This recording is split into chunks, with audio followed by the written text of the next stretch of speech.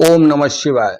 मित्रों, मैं आचार्य चंद्र प्रकाश परम कल्याण साधन यूट्यूब चैनल में आप सभी का हार्दिक अभिनंदन और स्वागत करता हूं।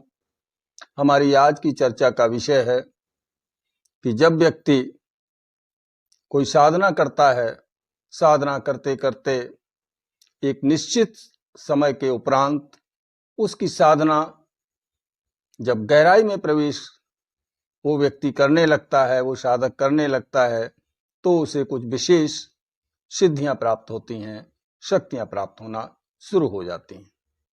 उसके चक्रों का एक्टिवेशन हो जाता है, उसका ओरा मजबूत होना शुरू हो जाता है, उसे विशेष अनुभव होने शुरू हो जाते हैं। ये सब यूं ही उसे प्राप्त नहीं होता। वर्षों की कड़ी मेहनत, कठिन तपश्चर्या के द्वारा वो ये सब कुछ प्राप्त करता है। प्राप्त करने के बाद जो शक्ति उसने हासिल की है, वह शक्ति उसके पास सदैव के लिए कैसे रहे, कैसे सुरक्षित रहे, ये उससे भी ज्यादा महत्वपूर्ण विषय है। इसलिए हमारी आज की चर्चा का विषय ये होगा कि जो शक्ति प्राप्त हुई है वो हमें छोड़ करके ना जाए, इसके लिए हमें 5 काम करने बहुत जरूरी हैं और उनको आपको बहुत ही ध्यानपूर्वक देखना और सुनना है और अपने जीवन में उसे उतारना है।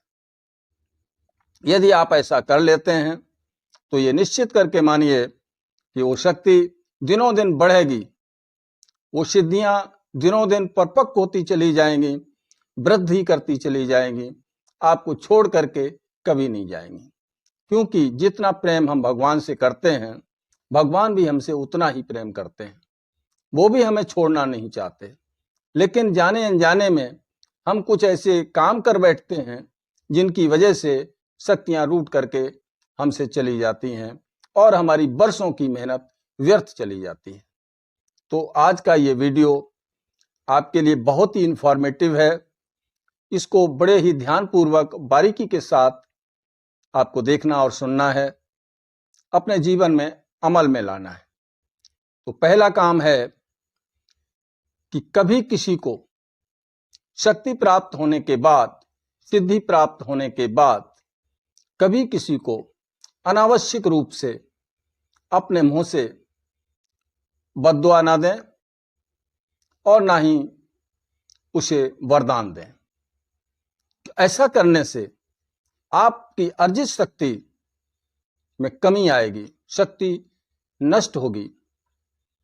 जो सिद्धि प्राप्त की है उस सिद्धि समाप्त होती चली जाएगी और एक दिन ऐसा आएगा जब आप छूछ रह जाएंगे, आपके पास कुछ नहीं बचेगा।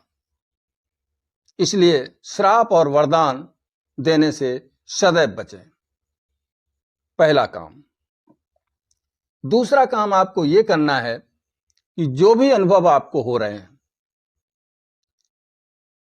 जो भी अनुभव आपको हुए साधना में, उन अनुभवों को आपको किसी दूसरे को नहीं शेयर करना है। क्योंकि यदि आप ऐसा करेंगे तो आपकी जो स्पिरिचुअल कॉन्शियसनेस है वो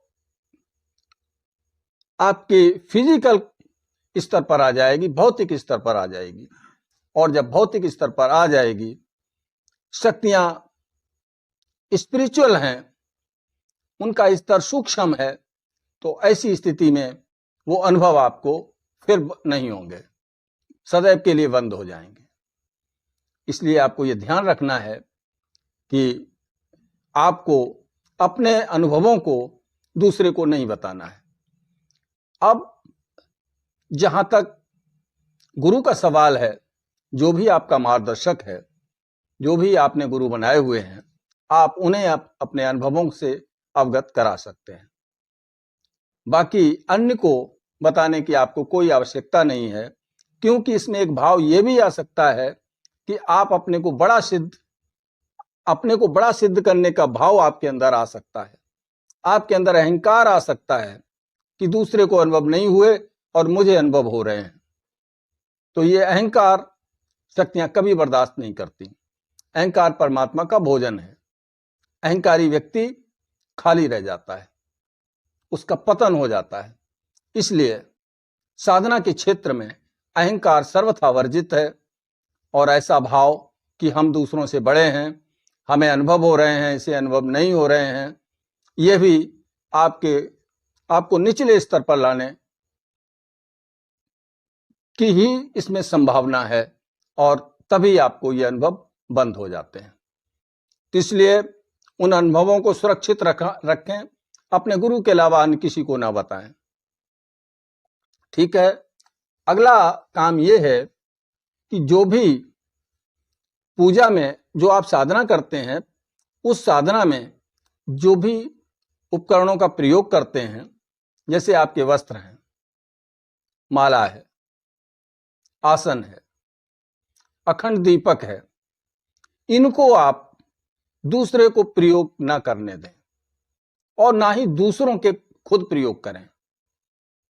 क्योंकि इसमें जब एक समय बीत जाता है, एक निश्चित अवधि के बाद ये स्वयं जागृत हो जाते हैं, और जब जागृत हो जाते हैं तो इनके अंदर शक्ति का समावेश हो जाता है। न जाने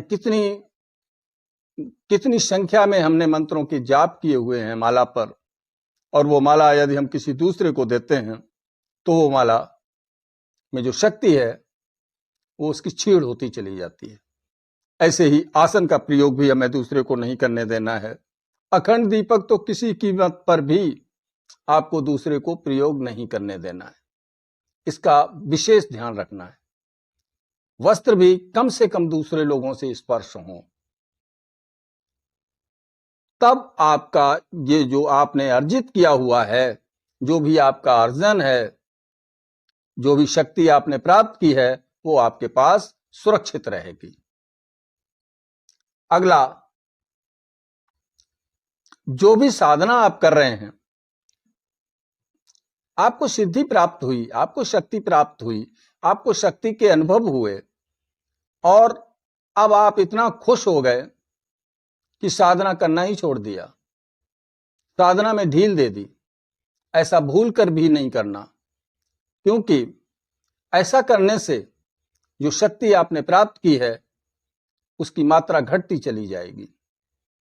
आपको यह चाहिए कि उस समय आपको अपने इष्ट के निमित्त जिनकी भी आप पूजा करते हैं, उन्हें अधिक से अधिक भोग प्रदान करें।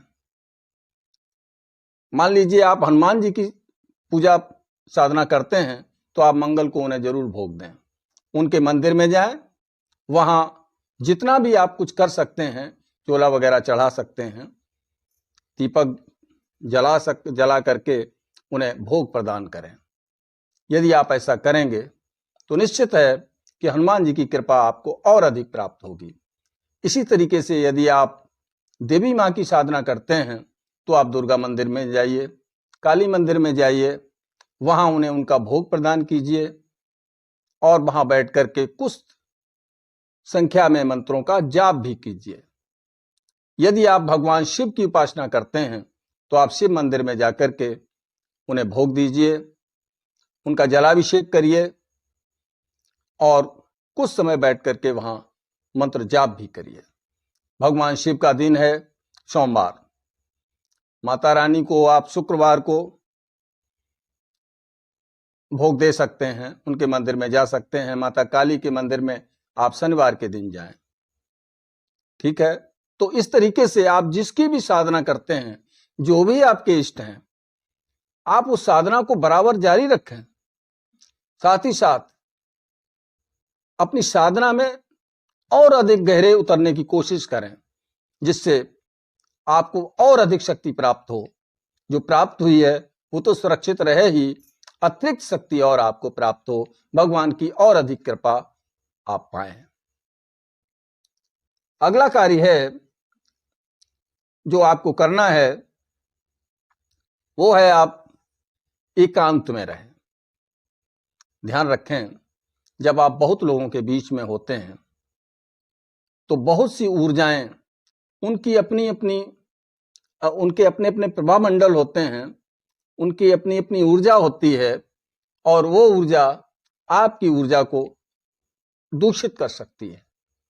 इसलिए जहां तक हो सके आप अधिक लोगों से ना मिलें, एकांत में रहें, परमात्मा का चिंतन करें। इससे आपको और अधिक शक्ति प्राप्त होगी।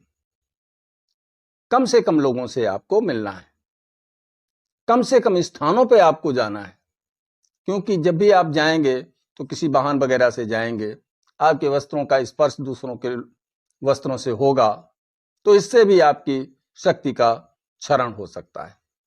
साथ ही साथ साधना करने के उपरांत आप तुरंत बाथरूम न जाइए। पेशाब वगैरह करने के लिए आपको तुरंत नहीं जाना है, तुरंत आपको आसन नहीं छोड़ना है, तुरंत आपको जो है नहाना नहीं है। धूप बत्ती करते समय अगर हाथ गंदे हो गए हैं तो तुरंत आपको हाथ भी नहीं धोने। आप कुछ समय के लिए उस आसन पर बैठे रहें, जिससे जो भी शक्ति आपको प्राप्त हुई है वो आत्मसात हो सके, आपके चक्रों में समाविष्ट हो सके, वो स्थायी रूप से आपको प्राप्त हो जाए। इसलिए आपको ये सब तुरंत नहीं करना है। ठीक है? तो इस प्रकार से यदि आप इन 5 कामों को कर लेते हैं तो निश्चित है कि जो शक्ति आपने अर्जित की है, जो शक्ति आपके अंदर जागृत हुई है, वह शक्ति आपके पास सुरक्षित रहेगी, कभी आपको छोड़ करके नहीं जा सकती। इन्हीं शब्दों के साथ मैं अपनी बात को समाप्त करता हूं। आशा करता हूं कि वीडियो में दी गई जानकारी आपके लिए उपयोगी साबित होगी। यदि ऐसा है तो आप इस वीडियो को लाइक करें और अधिक से अधिक अपने मित्रों में शेयर भी करें। चलता हूं, मिलूंगा अगले वीडियो में। तब तक के लिए ओम नमः शिवाय, ओम नमः शिवाय, ओम नमः शिवाय।